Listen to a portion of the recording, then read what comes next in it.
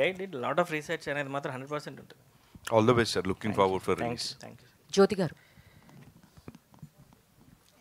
Hi ma'am. Hi. So first congratulation. Thank you. So మీ కన్నడలో వర్ణపతల అనే మూవీకి స్టేట్ అవార్డ్ కూడా వచ్చింది. So congrats, looking gorgeous. Thank you. So as హ్యూమన్గా మీరు ఎంత కష్టపడి చేశారనేది స్క్రీన్లో కనిపిస్తుంది. So I'm eagerly waiting for the movie. Thank you. So Prithviraj sir.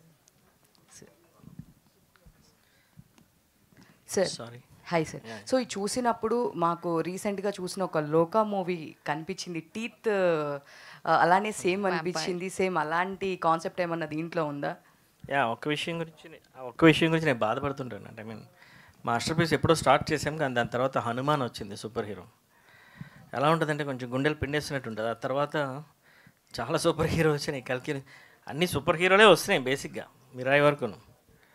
రోజు రోజుకి ఎలా ఉంటుంది అలా డౌన్. అందుకే అంటాను నేను స్క్రిప్ట్ అప్డేట్ చేస్తూ ఉంటాను. అంటే ఆ రోజు ఆ షో చూసి ఆ సినిమాలు బాగున్నాయి. బేసిక్ బిగ్గెస్ట్ ఫిల్మ్స్ ఇన్స్పైర్ అవుతాను నేను. నో నో నో నో ఇలా నేను చేంజెస్ చేసుకుంటాను. నేను ఒక దగ్గర ఫిక్స్ అవ్వను బేసిక్గా. అంటే I mean when it comes to film, ఖచ్చితంగా ఎవరు చూడని ఒక అవుట్ ఆఫ్ బాక్స్ కాంటెంట్ని మనం ప్రజెంట్ చేస్తేనే it's hit or what ever block buster. ఈ నామ్స్ కాదు.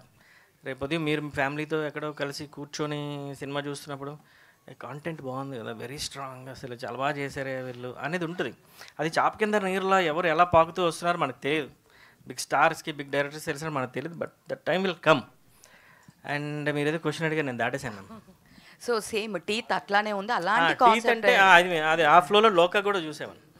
అదే అడిగాను. ఏదైనా ఫస్ట్ షో చూసేస్తాము, దాన్ని కూడా తీసుకొని లోకా చూసినప్పుడు ఇంటర్వ్యూలో వచ్చేసరికి వ్యాంపైర్ అని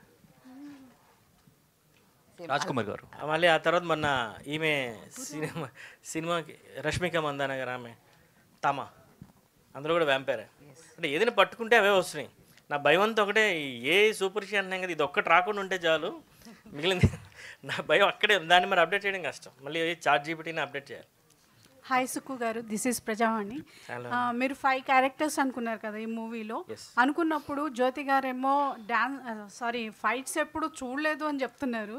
మీకు ఆమె చేయగలరు అనే ఒక కాన్ఫిడెన్స్ అయితే ఉందా ఆ టైంలో? దానికంటే ఎక్కువ నువ్వు చెయ్యాలి అనేది ఉండిందండి.